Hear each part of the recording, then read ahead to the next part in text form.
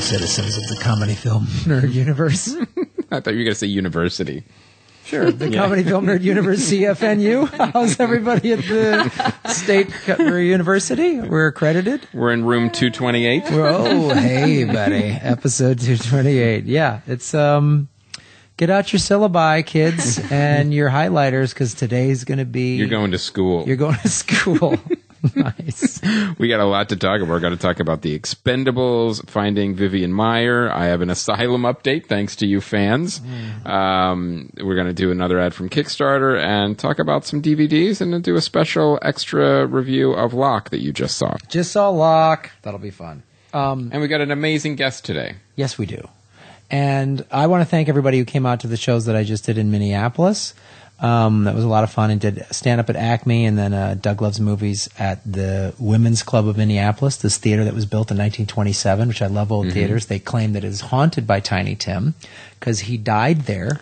Oh. So, what happened? I think he tripped through the tulips. I think that's what happened. My. Is he a tiny ghost? Yeah, he's a tiny ghost. No, you're just a ukulele floating around and high pitched. Yeah. So that was so fun. There was a lot of film nerd fans that were at that show, which was great. And or were there? Yeah, there was a lot of film nerd aberrations that were there. Some of our best guests are deceased ghosts. I guess that's redundant, deceased ghosts. So, yeah, thanks everybody who came out to that.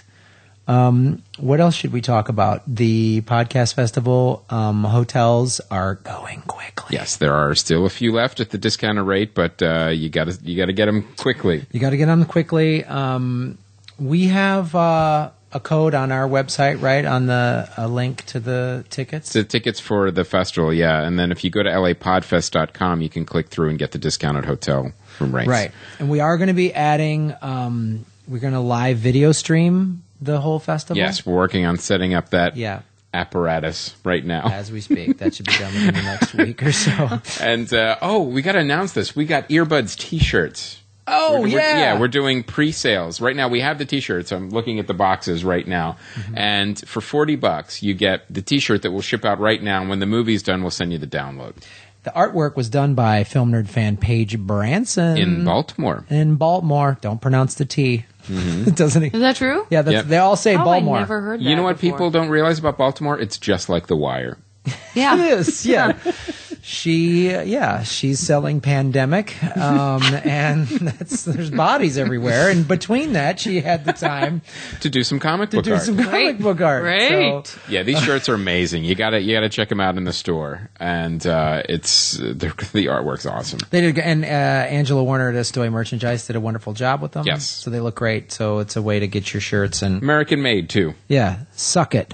Yeah, you drop the A like you're supposed to. American made. Yes. Made. Just like doing in America. Yeah. Yep. So get your earbuds swaggery. Take your country back and buy a T-shirt. Yeah, there you go, assholes. Take your country back. One T-shirt at a time, brother. One T-shirt at a time. Amazing. Well, let us formally introduce our guest. Yes. You've heard her velvety, beautiful voice. Ladies and gentlemen, Miss Janet Varney is here in the Nerd Cave. Comedian, podcaster, and voice of Korra on Legend of Korra. Hello. I said that I was answering a phone. Yeah. Hello? Hello? Can I help you? I don't think anyone's there, guys. Are we taking our first caller? I don't understand the show. Oh, guys. But first I want to tell our listeners, too, that we saw you at Comic-Con. I saw you signing when it was the Legend of Korra, like you had a fair amount of the cast there. And, it was this huge line. I'm like, let me just, walk by. And it was literally an hour later after I had done some shopping and walked around. You were still signing for the fans. It was really cool. Yeah, it was a long one. It was really nice. It was fun. Yeah, it was cool because we did have so many extra cast members. Usually it's just PJ and David Faustino and me, and then Mike and Brian, the creators. But this year we had Mindy Sterling and John Michael Higgins, and actually PJ wasn't there. But those two are so funny. what I just remembered when you were describing that was that there was a Nickelodeon photographer there, and there was this sort of weird glass cube that was just, again, transparent, and she was taking a bunch of pictures inside of it, and so then we just started horsing around, like pretending to be smashed up against the wall of the glass cube. But what I was thinking was, oh God, I'm afraid to ever see those pictures, because it is one of those things where in the moment you get really giddy with really funny people around you, and then don't think about the fact that, like, whatever stupid bits you're doing for the photographer will live forever. So that's what I just thought, was like, oh no. I just remembered, like, all the faces I was making, and, like, when's that stuff going to be available to the public? Should be instant. Yeah, I know. Yeah. It's actually, I don't even think it's up. Maybe because it was a Nickelodeon photographer. Maybe Nickelodeon saw them and were like, oh dear God, burn those. Yes. Is that how photography works? You have to burn things? And they're, Great. Nickelodeon, they're still using film. So Yeah, they have to exactly. develop it and- There's a lot of problems with that whole photo shoot. I know, it really was. Oh my gosh. And you've been doing your podcast, JV Club. And I'm so excited to do it at LA Podfest. It's at noon on Saturday. That's correct. Yeah, and I'm just getting ready. I mean, really, it's winding down. Boys of Summer. That was so fun. I snuck in Graham Elwood. Actually, your episode comes out this week. I don't know when this comes It'll out. This will be today. Oh, okay. So in 2 days, you can listen to Graham's episode. It was You can download it for free. It was such a cool thing. I think I told you that I felt like I came over to do trig homework, and then we ended up just like talk, because you play these games. Like it was like high school in the best sense. Like, Yeah. Did you fail your test the next I day? blew it off. I paid the Worth it. I paid the smart kid to take the test. That's the way to do it. That's the way to get smart. No, wait, I bullied him. Yeah. that's right. There you go. As long as you didn't do the work, God forbid. Yeah. Yeah, no, it was really fun. So that's perfect. So check that out, guys. It comes out on Thursday. It's free on iTunes, on the Nerdist Network. You I'm sure it's asked on these Stitcher. very sort of in-depth questions, but not About trigonometry. about trigonometry, but not in a. It's the beautiful thing about podcasting. It wasn't an interview. You and I were just having a conversation where you were asking me a bunch of kind of Very pointed questions. but even pointed has a negative connotation, Yeah. because pointed is It's like, not like well, an where were attack. you? Right. You know, like Every one of my questions for Graham starts out like this. Isn't it true that you... It's very confrontational. this is brutal. Very confrontational. Yeah, she has her dog staring at Please me. answer the question. No, don't avoid Yeah. what I'm saying. No, it's a really cool show. So I recommend everybody to listen to Ah, thank you so much. it. Yeah, it's awesome. JV Club. Hey. Why would go to a Muppet? Nope. Give Work it it. snaps. I did it. I made it even more Muppety. Yeah. Hashtag work it. All right. Well, let's talk about some motion pictures. Yes, I need to talk about the Expendables 3. Okay, You Chris. need I have to talk Chris about has it. been on this bandwagon. Now, since the people first ask me, Oh, like, have well, you? why are you Okay. excited about the Expendables? And here's why in a nutshell. It's the year 2014, and yet I get to watch a new 80s action movie. I get that. That's why. I get that. And I will say I did sort of stumble through the first two, but I don't. It reminds me of when you went to the Maid Cafe in Tokyo. Right. And they took you to one that was like kind of, and you're like, no. Biggest, loudest, Biggest, dumbest, loudest one. Yeah. Not one that's taking it seriously. No. The one no. for the tourists. Yeah. Oh. And then that's, You and then want we- this one. And Yeah. then that's also when we went to the robot restaurant, which Right. is the biggest, loudest, This dumbest all thing. sounds wonderful. Oh, you Yeah, have it was to. amazing. Yeah, I'm dying to go to Tokyo. I've never Oh, been. it was an experience of a lifetime. I'm going I back know this you're week. going back. It's crazy. Well, I know I'm mad at you still. I forgot to carry that anger with me after the glad podcast. I that- forgot how angry I was and jealous. Now it's back. It's back. But I didn't feel like the first one was that funny. Not to No, and it, steal your thunder. The thing but then about the second one, they were like, "Oh, this should be funnier." Is that That's kind of exactly thing? what happened. The first one, they weren't really sure in the tone. Like, should we make this more serious action with a couple jokes, or is it no? This is kind of camp. And I thought the second one, because Sylvester Stallone didn't direct it, they got it completely right. The second one was the best one. The second one was really The Empire Strikes Back of the Expendables trilogy. Oh my God, they're so lucky that you just made that comparison.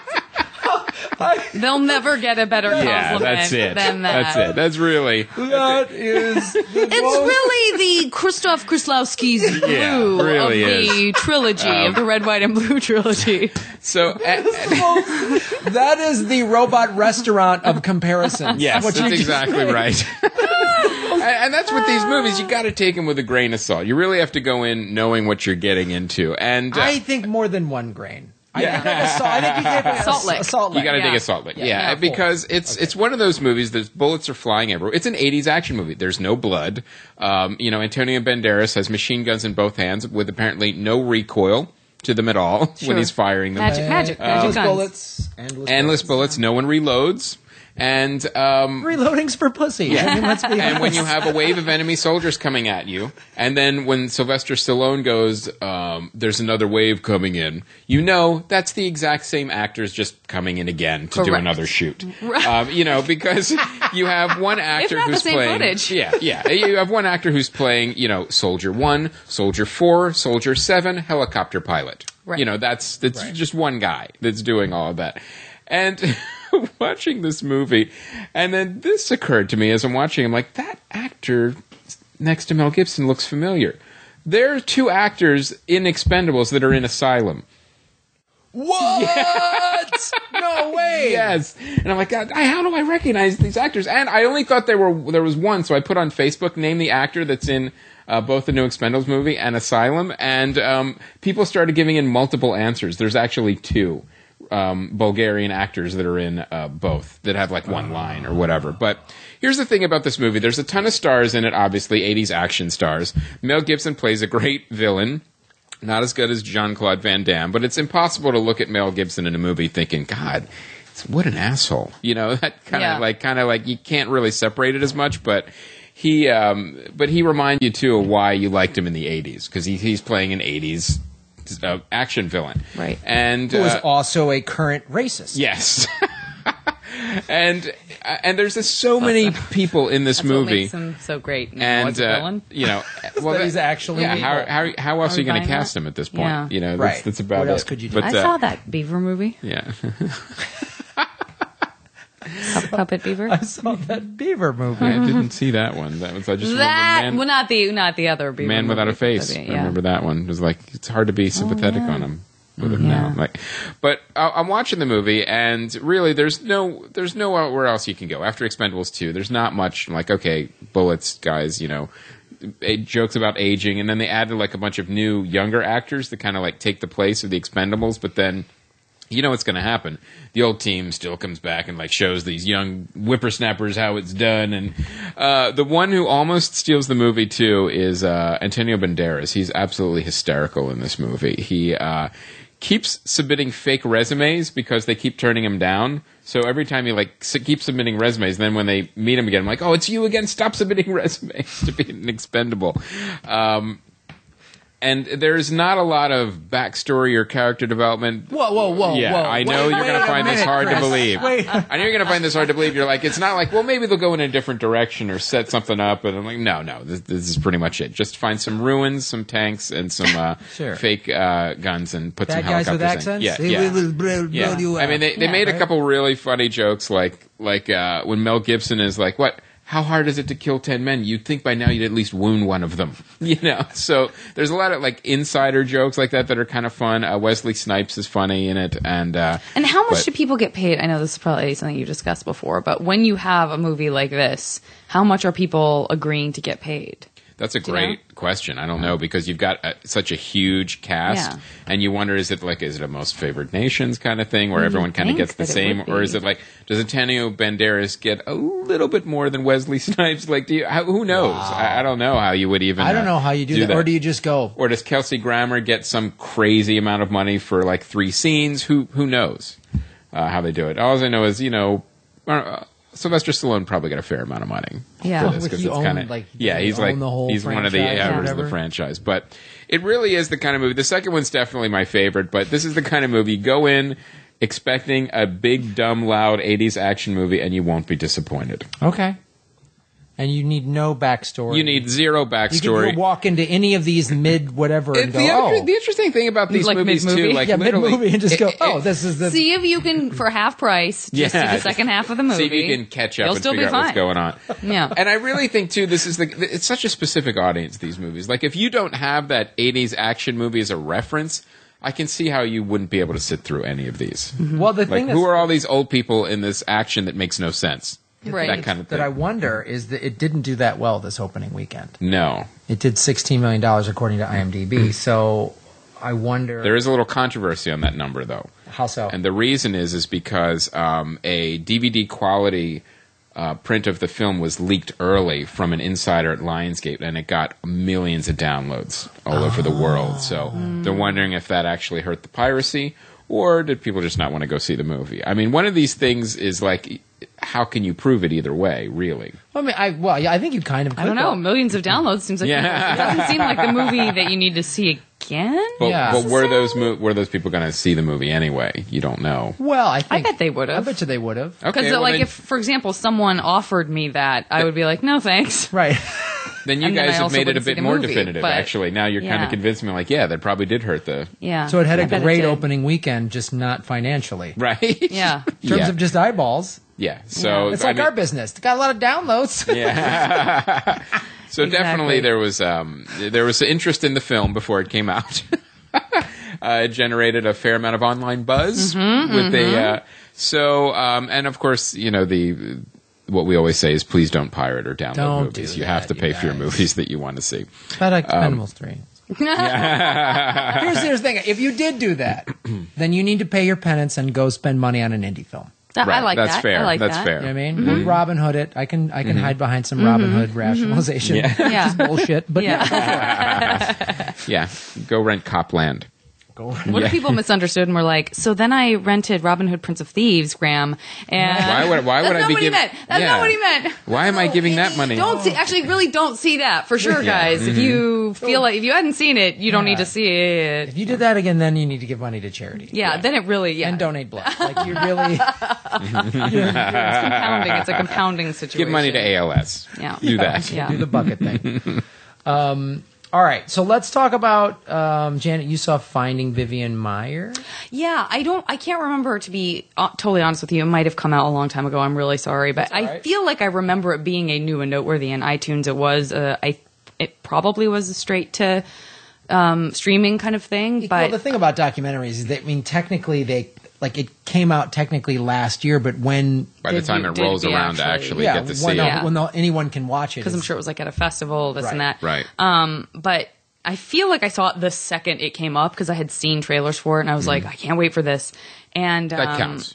Right? Yeah, it counts. And so I watched it and I loved it. I thought it was so fascinating. It's a really interesting, genuine mystery about these phenomenal photographs that are discovered by this young guy. And actually, shout out to Charlie Siskel, who is very much in the kind of comedy community. He's like a producer on Andy Daly's show on Comedy Central. He used to work with Paul and me on Dinner and a Movie. And he directed the film, co-directed it with the guy with John Maloof, who found the photos. So John Maloof is this kind of guy who is very into grabbing auction stuff. And but has like a pretty discerning eye, and he bid on, I think, like initially I feel like it was just like a crate of undeveloped film because he's really interested in Chicago and like old historic pictures of Chicago and stuff like that. And he started developing these negatives, and he was like, and they are phenomenal, like they're incredibly great. And he knew that like the photographer's name was Vivian Maier. So, and he's not a photography buff. So in his mind, he was like, oh, okay, so this is just this famous photographer, or this must be well known in Chicago photographer or something. And so he starts kind of like poking around and there's nothing. Like I think he Googles her name and there's nothing. And he's like, who is this person? And so the film is really this unfolding of him trying to find out who this woman was and why she never showed a single photograph really to anyone. And then it turns out to be there's like 100,000 negatives. Like he ends up connecting the dots and getting a hold of all of her stuff because some people that she used to, I won't give it away, but people that she used to be in their lives, they had saved all of her stuff in a storage unit. But she was also like a pack rat, a bit of a hoarder. Wow. So he ends up with all this stuff and is trying to kind of make sense of it all and using it to sort of help him put the patchwork quilt together of who this woman was and find people people who knew her. And I gobbled it up. I thought it was such an amazing documentary. It's so interesting. That's so amazing. And the art itself is beautiful. And now It's her black stuff and is white. being and well, some of it's color, I think, and a lot of it is being sold now in galleries, like I think all over the world. That Yeah. kind of very stuff. cool. That is so, and I love when documentaries are hatched that just sort of happen. Like, Yeah. well, we'll just do this thing, and it's like, well, we got to figure it out, and you're on. So you're going on the journey with the filmmaker, Totally. as they like get the thing in the mail or whatever. You experience that with them. It's such an amazing thing. So that's cool. Check it out. Finding Vivian Maier. I'm sure It's one of those documentaries, too, that I'm sure as he was shooting wasn't even sure what he was going to find. Yeah, I mean, they did a really great job of the way they roll out the interviews with the people who knew her. It really does have this kind of interesting arc on its own, too. So I think there was also a lot of, afterthought of when they had all the footage and kind of going, okay, how do we want to tell this stuff that we've found, because they're able to kind of create that same, which sometimes you don't get in a documentary as much, even though it's cool to be on that journey. They create like a kind of a great Save the Cat arc too, in a way where you are sort of like, okay, really? Oh, okay, well, I guess, all right. Well, like it resolves itself kind of, but there's a really interesting third act where you're like, ugh. And that's really well done, For that reason, it feels very complete. she finds Tiny Tim's ghost. That's right. That's right. I was super freaked out when you said that. I assumed that you'd seen the documentary. Now I really don't know what to think. So definitely a huge recommendation from me. Excellent. Well, the other film that I watched that's out on it's out on DVD and now it's out on video on demand is Locke. I finally got around to seeing that. We both wanted to see that. Yeah. This is the Tom Hardy In a car movie. It's basically there's 3 shots in the whole film. There's the shot of him getting in the car in the beginning, and then there's this kind of shot at the end that's sort of a wide pan. The rest of the movie is him in the car talking on speakerphone. He just had gotten a piece of news. I'm trying to think like what of this I should tell you Right. guys to. Basically, Just the setup. he gets this shocking kind of piece of news that really unravels his life. And he makes a decision that could potentially really unravel his life. And there's this ticking clock of he's a foreman and there's some giant construction job. Like they're going to pour, they keep saying like whatever, 300 million metric tons or whatever it is. And this is the biggest pour in European history. And everyone's like, They're building the Death Star. they're building the Death Star, and he's like, I can't be there tomorrow, and everyone's like, what the you can't be there, and he has to methodically explain why to all these people, his family, this guy that works underneath him, who's like he's like, now you're in charge, and this guy's and he's like, yeah, you can do it, and it is such a. And in the choice that he makes, he starts kind of talking to himself in the car as you would. Well, as I talk to myself in the car a lot, but I for sure do. oh yeah, that's why I always wear a headset so I don't look crazy. Smart. No, just practicing a bit. Yeah, I'm doing skits. Yeah. Ugh, that's even worse. Wear the headset so people don't think you're an actor on your way to an audition. It's so horrible. No, I'm crazy. It's better. Yeah.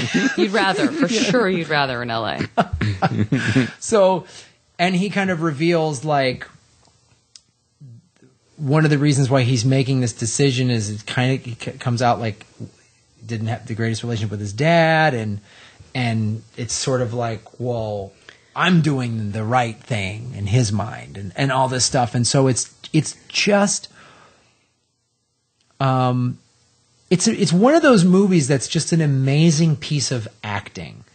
Because he's acting while driving. And he's only reacting to voices. He's only reacting to voices. So they have, I guess you'd call them amazing voice actors, but they're, and I'd love to know how they actually did it. I mean, I'm sure they just had them on cell phones doing their dialogue. And so it was really, he does. I think he's such a great actor. He does this amazing job of he's this guy with this kind of good job, regular life, wife, kids, and it's all kind of. But the thing I liked about it, it wasn't like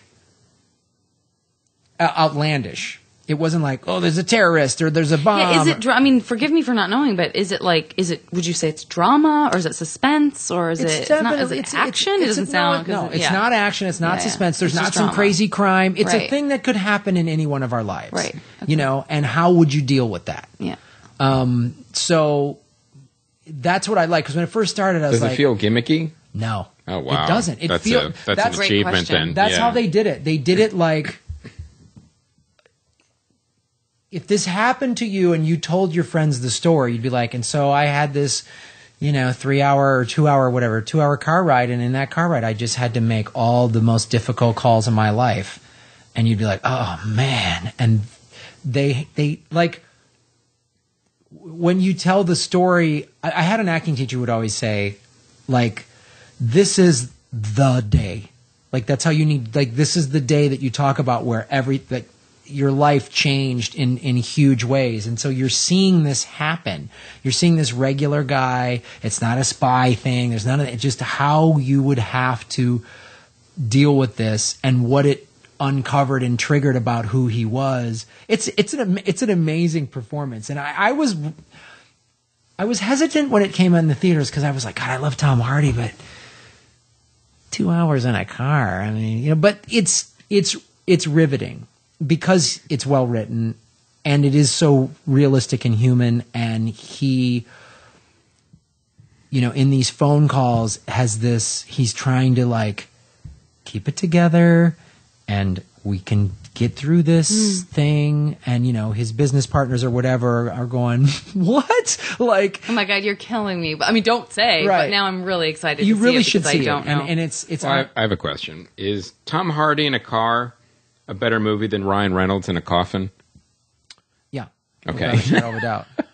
Just for the very purpose Let me tell you what I think it is, and I don't want you to tell me that I'm wrong. What I think it is that Tom Hardy's character has decided to work at Hooters. It's a huge life change, and he has to explain to everyone why he wants to work at Hooters. But don't tell me if I'm right. I want to be surprised and or insmuggened. Not a word. I want to know the name of the character voice you were just doing. That was I want everyone to know that this is a comedy voice. I'm not making a serious guess. This is the person who makes bad guesses and it feels like she's right. Invented on the spot. I'm on board with this character. Great. Yeah, this film I cannot recommend, and also I think it's it's a good film to watch at home. Mm-hmm. Like I'm a big proponent of seeing movies on the big screen, but this is one of those movies you don't have to see it on the big screen, and if you missed it's one shot. It's one shot. So there isn't there is actually, the director does do some very cool camera work in terms of in the car, and not overly stylized, but just how the reflections of the things he's driving past go by him, just in sort of, and not like overly like me. I'm a director, like it wasn't that, but just I was like, wow, that was really cool, and it subtly helped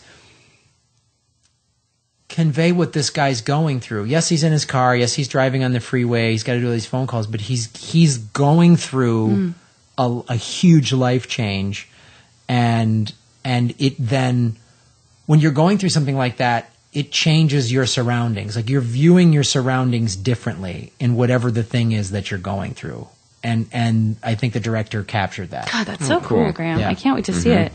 Check it out. Locke. So now, I wanted to give you guys an update on my movie Asylum because of Other than the Expendables. Other than the Expendables, two actors. No, I don't remember what Asylum is. Oh, it's a whole story of a movie that I made. Our fans already know about it. He made this movie. It was ridiculous. It got ruined in Bulgaria, and then they asked me to come in and save it and make it a comedy, and then they stopped talking to me, and now somebody in South Africa found it on DVD. and sent it to me. And he said this great email. It was like, I've never seen anything like this. I have to watch it again because I'm not even sure what I just saw. Yeah. Wow. Because what they did is they did release the comedy version. So it's got Mike Schmidt and another editor talking over the footage, making fun of it. It's got Dean Haglund. It's got the sketch segments that I directed are in there. They're cut up a little bit as some random chopping, which is ridiculous. But the thing that they didn't do, they never rebranded the film as a comedy. So people are now getting it thinking it's a horror movie and then watching it. And it was supposed to be rebranded as Death of a Horror Movie. Because there's even in the movie, I have like... there's shots of the poster, like as they're ruining the movie. Actually, I was able to get the poster and the shots in. So now people are getting this movie thinking it's a horror movie, and then looking at it like, what's going on? I don't understand. So it's unbelievable how they can even screw it up at the end. So at the end, I'm like, well, no, we made it a comedy. Now you're trying to trick people into thinking it's still a horror movie. Did you not want to pay to create another poster? And I think that's what it did. They didn't want to pay to create another cover. For the DVD. I wish we could get secret hidden cameras and record these. Oh my God, it would have been great if we'd have gotten cameras into After Dark Studios. It would have been absolutely hysterical. I can only imagine what they were talking, what they were saying. Yeah, and I wish we could do like an MST3K then of that meeting. Right? So, and then I saw on IMDb, because our fans are posting in the message boards, like, yeah, you got to listen to Mike Schmidt's story of the what it was like doing it, and then they said I just told the whole story, and they give like the podcast episode numbers. This is in the IMDb message boards, and then somebody said that it's coming out in the UK like in the fall. So people are checking release dates in each country to see if it's actually coming out. We gotta go on a road trip. I know, we gotta find it somewhere. I mean, it does sound like there's an opportunity for like the weirdest guerrilla marketing ever. Right. Just about what a shitstorm this is. Yes. It's just like, well, I'm going to be in Hong Kong and Beijing and Shanghai, so if it's screening anywhere in those cities, I'm sure you'll be able to find it. Board on you, on either side of you. You'll be able to find a non-pirated copy there. I'm sure somewhere. I'm gonna go into video stores and look. Well, it's definitely in Japan. Okay. They renamed it SWAT versus Devil. In Japan. Amazing. All right, Sanai, if SWAT versus Devil is playing while I'm there, because I think she already bought one. She's going to bring it to the podcast festival because I want to see the Japanese cover. Amazing. So somewhere there in the world, there is a movie floating around with Stephen Rea from The Crying Game, Mike Schmidt, myself, and Dean Haglund in it. Amazing. And a bunch of bald Bulgarian actors with horrible accents. Who are in the Expendables 3. And two of them are in the Expendables 3. So we know where they shot that movie. Yes, exactly. Yeah. Wow. It's so funny. I'm watching the Facebook feed. I was like, just name the one actor who's in both movies, and then multiple names start coming up. I'm like, wait a minute. You know what's going to happen? So there's like two, and then somebody even put, well, this guy, does this count? He was one of the stunt doubles. I'm like, sure. Now it's 3. Yeah. The great thing about this now that we have this like global detective team Yeah, seriously. on this, years from now, After Dark is going to release some movie and use some of that footage in it. Absolutely. You know what I mean? Someone's like 5 years from now, they're going to go, oh my God, I saw some After Dark footage in, Goblin Trainer. Oh, God. I can't wait to see Goblin Trainer. Goblin Trainer. It's the sequel. It also sounds like it might be a comedy. I'm so confused. Oh my God. It's a comedy, or is it? What? Goblin Trainer? Why do you keep doing this? So keep searching all over the world. You might find the movie before I do. This is the greatest whodunit ever. I know. No. We need to piece it together. I don't know. How did we... Well, we'll just keep giving you guys updates. Yeah. And actually, you guys are giving us updates, which is so awesome. Oh, sorry. I was going to say, what we should do at Podfest? Since we're going to do a video stream, we should show some clips of it, like from SWAT versus Devil or whatever version we have at Podfest. So anyone who does the video stream can watch SWAT versus Devil. Oh, I want to see if I can clear the rights to that because somebody still has them. Oh, fuck that. But I want to see like a weird... almost like a thunderclap of a screening that happens worldwide where everyone in the world is watching the same movie. Yeah. With like Skyping or some sort of like... Oh, that's a great idea. The idea of like everyone... We should have a global Skype party. Right? Yeah, that's a great idea. That is a great idea. I think that'd be really cool. And like people would Let's talk do it. about that, and like press would hear about that and stuff. I think. Janet Varney, genius. Nice. We're going to set that up. Right. Done. Mm-hmm. Thunderclap. And I want to be a producer on Goblin Trainer. Done. Great. Well, we already have written a part for you. Oh, You're the Goblin Trainer scientists. wonderful! Yeah. Started as a dolphin trainer. Yes. Wanted more of a challenge. Yeah. Then finally Got into the dark arts. the dark. Then you start making guesses, and it sounds like a comedy voice, but you really are being sincere with your Because questions. I happen to love both dolphins and goblins. Every time you do that voice, everyone's like, "Oh no, something bad's gonna happen" when she does her improv comedy voice. The music stab starts. This thing writes itself. Yeah. Goblin Trainer, summer 2016. Yeah. Side note: anyone who's ever writing a movie and says this thing writes itself has a stinker on their hands. Yeah. If you find yourself saying that, maybe throw that out and start over. Yes. That's a sign the story is trying to get away. That's right. It's writing itself into cliche time. Yeah. So now we actually have a little ad read from one of our Kickstarter backers for earbuds. This is Zach Gowan. Zach's got a nice little bar and he's grill got a up nice there in little- Georgia. It's a Locos Grill and Pub. These are amazing accents Yes. we're doing today, guys. These are... On beautiful St. Simons, the island. See? Okay. This All is right. a German island? Yeah. This Yes. is in Austria? Yeah, when you go, your papers, please. Okay, so For there's your- In your for mind, your grill also, and pub? Austrians are also very tentative and confused. Yeah. Yes. I Yes. think you are, Yeah. but maybe you are. Would you like a beer or some hot wings? Good to know. This is where the Goblin Trainer rap party we're going to Yes. have. It's in San Simons Island in Georgia, locally owned and operated. We sling wings. Sling them. So you sling them, yeah. I will sling your wings. you sling your wings.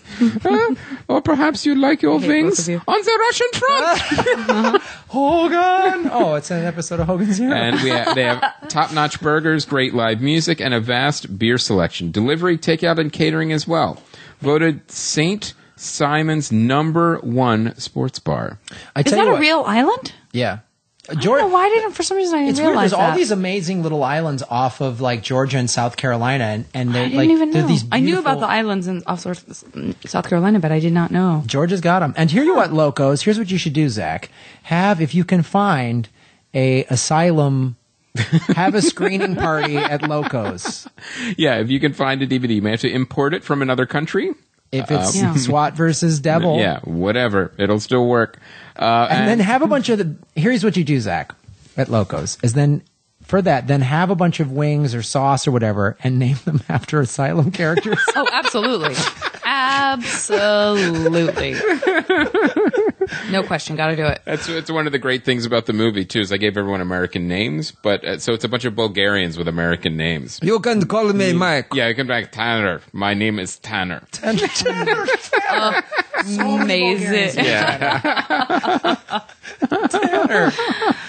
So go to Locos Bar and Grill, you guys, and support a local guy. That's what this Yeah. the show's all about, and podcasting is all about. Is where we always say vote with your dollars, and we obviously mean like go to indie films and stuff like that. But this is a way, this guy Zach's place, Locos, Yep. at this island off of Georgia is better than a big crazy chain. Yeah, it's better than Hooters.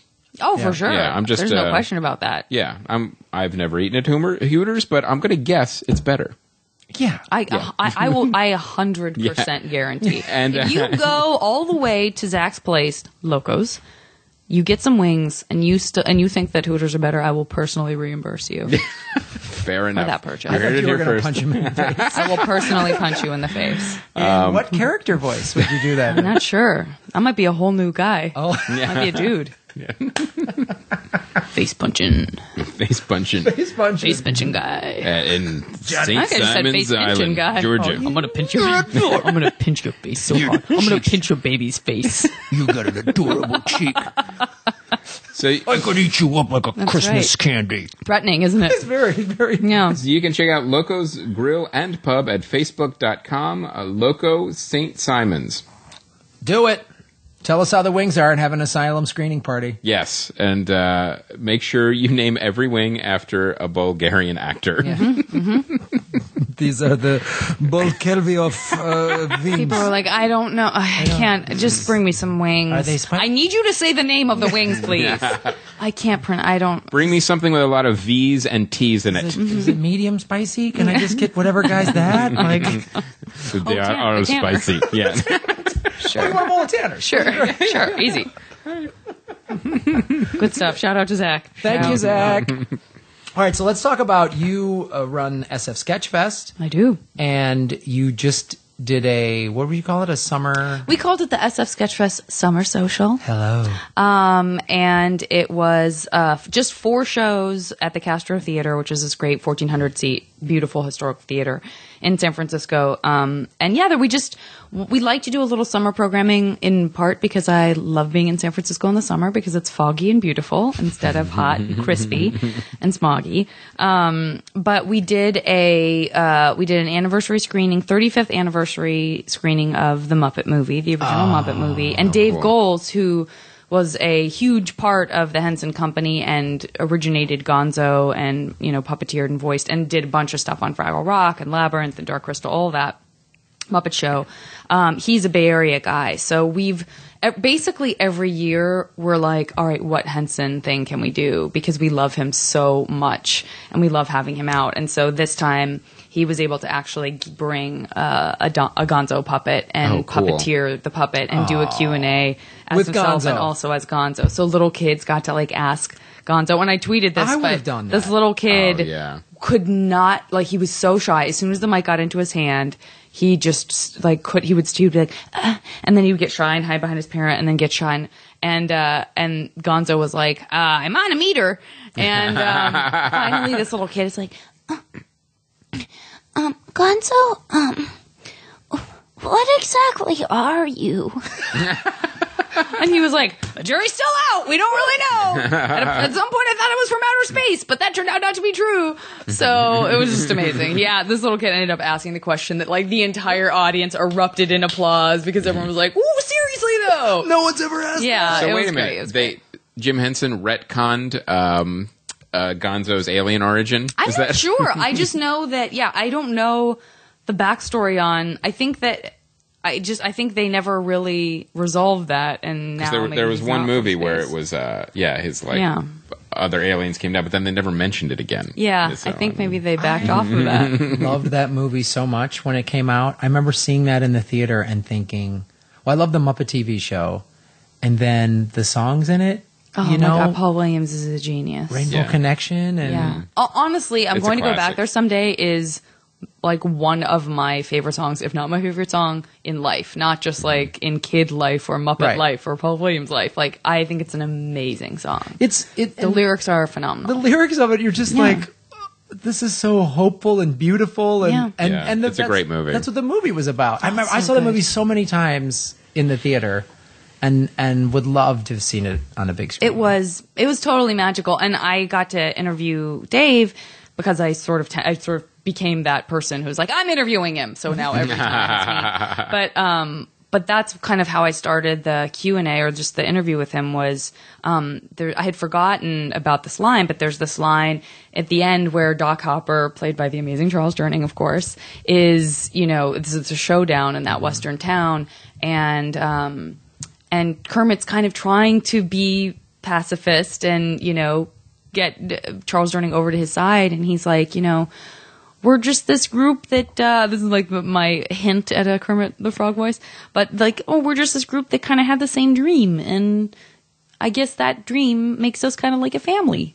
And so I was so moved by that line, and so when we started, I said, I feel like that line kind of sums up what it must have been like to work for Jim. Right. And he was like, yeah, that's exactly it. That's exactly it. We grew this dream of, because there just wasn't anything like the Muppets, really, and they grew it all together, and all these people came together that had this weird love of puppetry. On Ed Sullivan, it was like Kermit the Frog started. It was a long time There's some ago. amazing old footage of original weird kooky stuff that Jim Henson was doing. It's amazing on its own. I mean, you really see, his brain worked differently. Like the Right. fact that it was able to funnel into something that everyone fell in love with is also remarkable in its own right. Because some of the stuff he's doing, you're like, he is so out there. Right. It's awesome. I mean, even the stuff that people don't know about as much, like The Storyteller, is an amazing series, and there weren't that many of them, but they're really good. John Hurt narrates these fairy tales, and Jim Henson, they made all the creatures and the characters, and it was amazing. But even like Labyrinth, I love Labyrinth. It's such a great movie. So great. Yeah. What else did you guys show? Then we did, we've been doing this thing with Doug Benson, where he does the Doug Benson movie interruption, and he interrupts the Twilight series. So we made it to Twilight Eclipse, the third movie. Wow. And I think we're going to try to do the fourth and fifth sometime soon, also at Sketchfest. I've seen every single one of those films. I only saw the first one. I think I saw it That's why that's an achievement Yeah. that you got through that many. Yeah, no, it's really a survival thing. Everyone's excited. And now I think people are invested, so they do keep coming back. Like that part of you that wants the completion of, I watch Doug Benson interrupt every single one. So that was really fun. And then at night we had an Office Space screening, which it's the 15th anniversary of Office Space, which made me feel like, I thought that just came out. So that's how you know you're getting old. And Stephen Root came and did a Q&A afterwards, but also kind of did the intro as Milton, his character, like did the stammering, stuttering. And then also we had a costume contest, which we sort of like, we kind of threw it out there almost like you can take this seriously or not. Just kind of like, pile on your flair and come to the da-da-da, so that it could just be also people being like, I'm not dressing up. But a bunch of people came wearing like green and white striped shirts with suspenders with flair on it. People were dressed up as Gary Cole's character, holding coffee mugs, sipping coffee. And then we had like Steven had brought this beautiful, huge poster that he had signed. And but we did a applause contest where, this guy who actually really was the spitting image of Gary Cole That's awesome. won. And it was really, really fun. And a great opportunity to see, I can't say that for Eclipse, but another movie that, was just great to see at a huge theater with hundreds and hundreds of fans who know the movie back and forth. Yeah. So every time a new character comes out, it's like Diedrich Bader has this amazing character he plays in the film, and the second you even hear his voice, everyone breaks out in spontaneous applause. And that's a really great That's so fun. reminder of like why it is fun to go to the movies and see something en It's masse. a community event. Yeah, instead of just seeing it at home. So Yeah. Awesome. it was really fun. All right. Well, let's. What do we got coming out on the DVDs? We've got Amazing Spider-Man 2.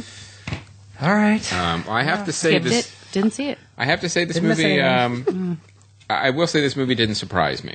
It Right. was just as bad as I thought it would be. And I went in thinking, well, maybe it'll be a little bit. No, it's a terrible film.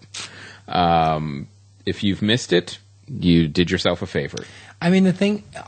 I know it's like broken record here, but when you put it up against all of these other amazing Marvel movies, it makes it worse. Yeah, exactly. Like, really? You can't get even part of this right at all? And it just compounds it. Guardians of the Galaxy just came out. It was an amazing film, and you're just like, what are you You're doing? getting every bit of this wrong. How are you? Literally. Like, did After Dark take over? Yeah, they managed to put those executives in charge of the Marvel movies at Sony. I can't even.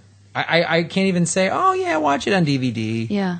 Just too much of a No, bummer. it's so bad. It's a waste of time. Would you say if you're jonesing for that, you just go back to the Tobey Maguire movies? Yeah. Yeah, the first two. Just watch those again. If you really want to watch Spider-Man on the big screen, watch the first two Yeah. Spider-Man Don't movies. watch the third one. Yeah, not the third one. But if I had to pick, Don't watch the third one of 5 movies rolled into one movie. yes, That was brutal. Fading Gigolo. Now we haven't saw this, but we did have a guest on that had seen this film with John Turturro, who directs it, and Woody Allen stars in it. yeah. What? Yeah. Oh, God, I don't even know anything about this. It kind of came and went. This movie. It Very wasn't limited out release. for very long. But Well, this I'm is- sure the timing is not amazing for something starring Woody Allen. Right. No, I think that was a big. And it was last year too, so it was Yeah. probably Yeah. couldn't have been worse.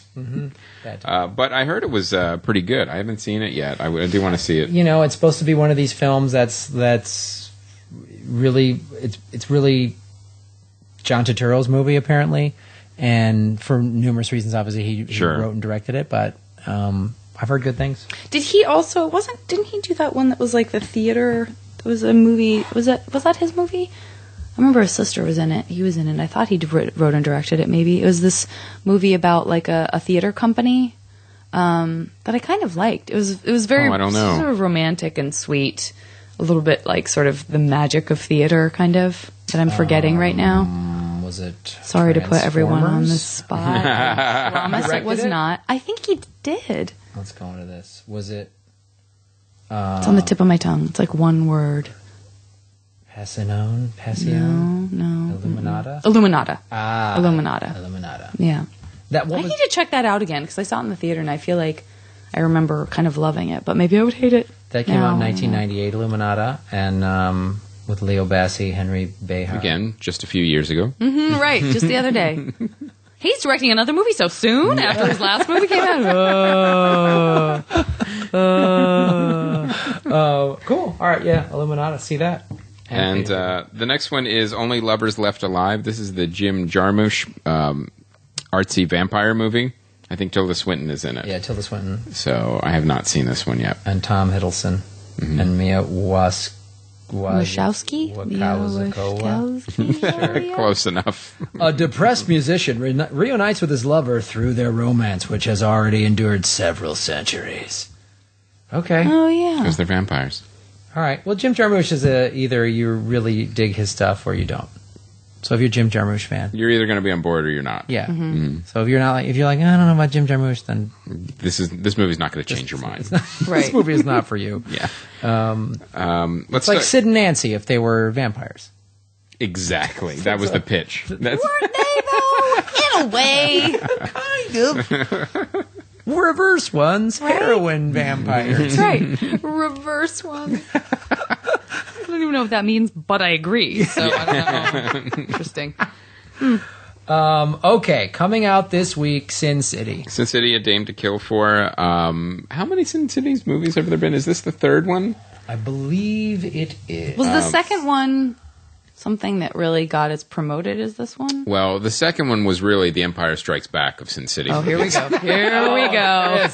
Here we go. No. These movies, I can't super remember- enjoyed the first one. so did I, but I've read all the graphic novels too, and they're really good. I think one of the issues is Frank Miller is such an amazing artist and writer in comics. When he gets into filmmaking, whether it's writing or directing, things have a tendency to fall apart a little bit.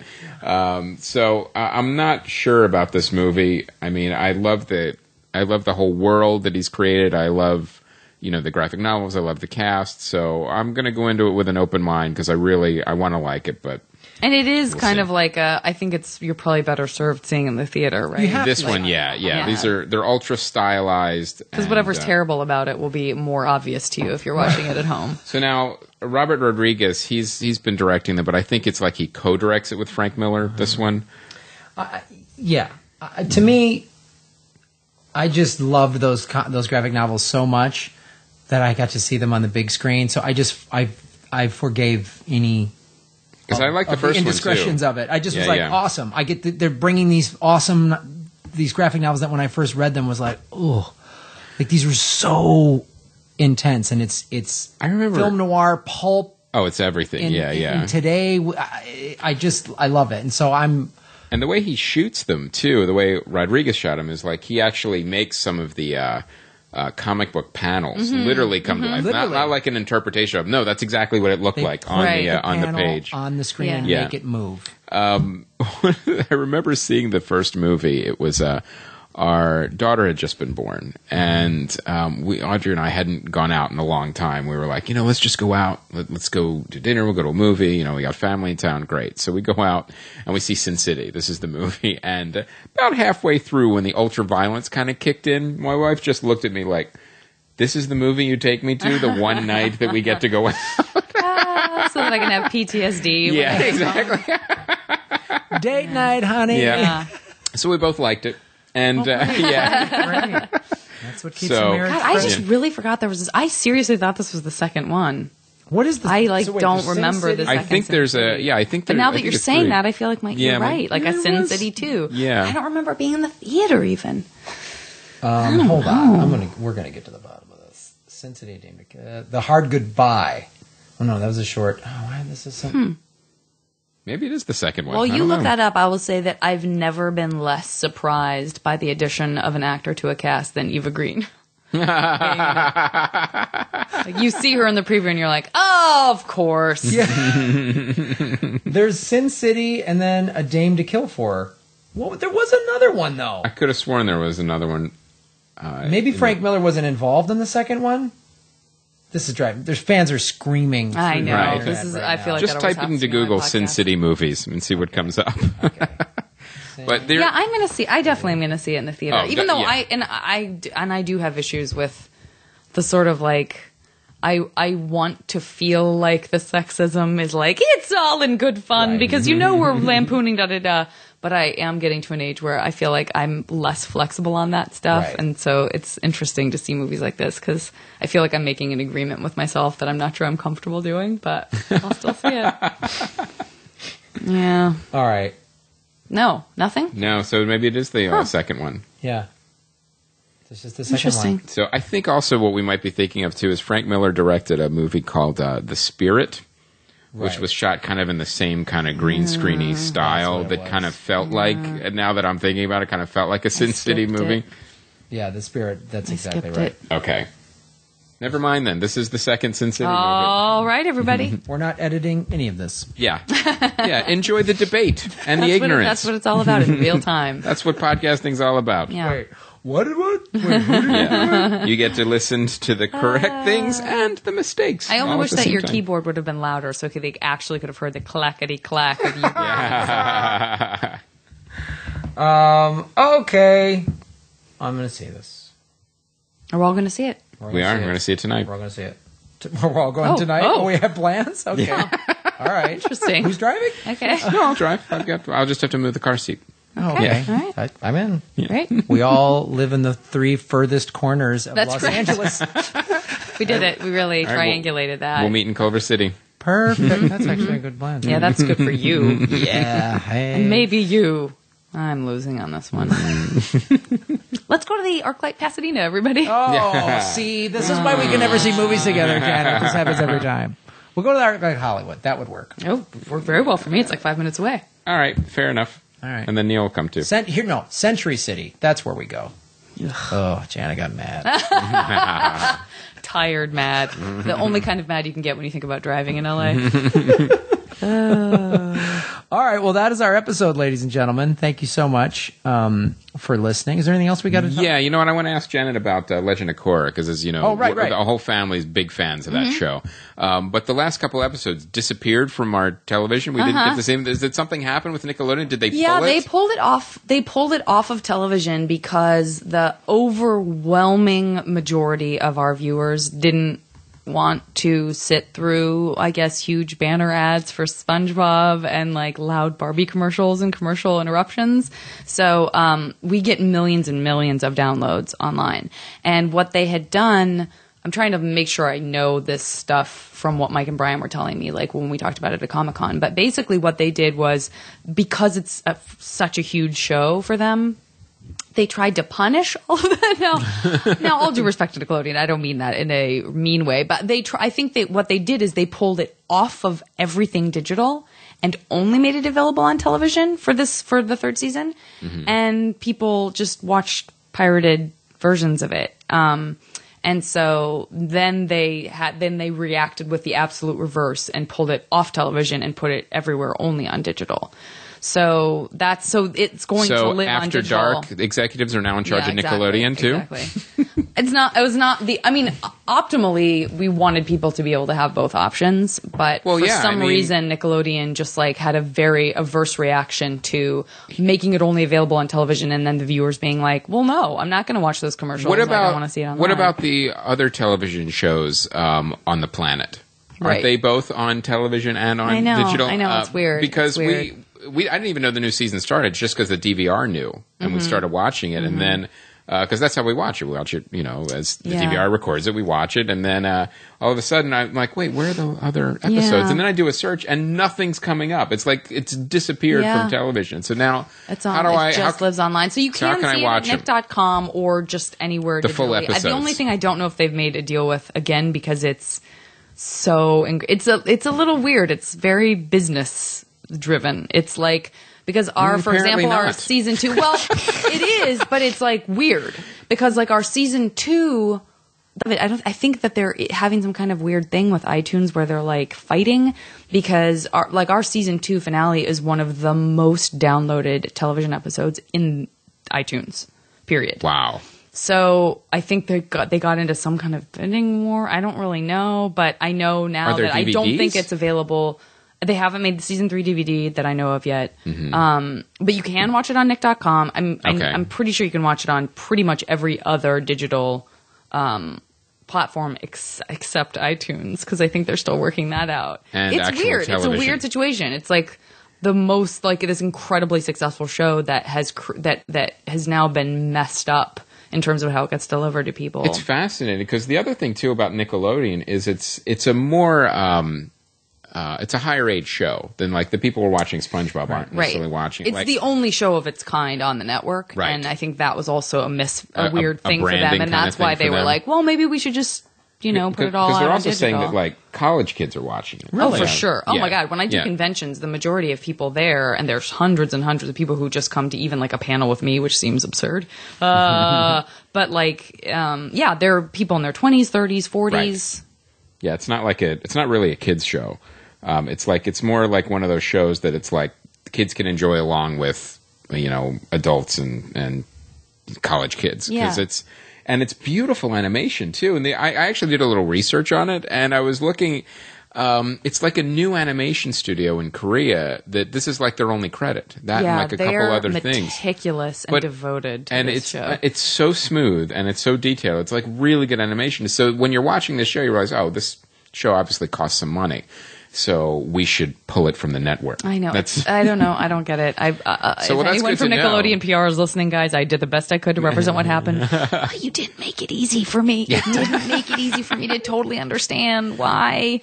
Well, at least now but there I is know an where to- amazing video game also. Oh, okay, I didn't know that. That's just come out. That's okay. phenomenal. Like it looks like if you ever watched animation or show and been like, I wish I could just jump into that and like be a part of it. That's what they successfully did. Oh, cool. It's well, that's good crazy, to know too crazy for cool. Christmas. Yeah. But Yeah. well, now I know, so we can watch the final episodes. I'll You just pull them up we'll just huddle around the iPad and finish watching Yeah. the series. Do you have an Apple Yeah. TV? Yeah, no Apple Yeah, TV. well, I guess, yeah. Or we'll just buy an Apple TV to watch 4 episodes of a cartoon.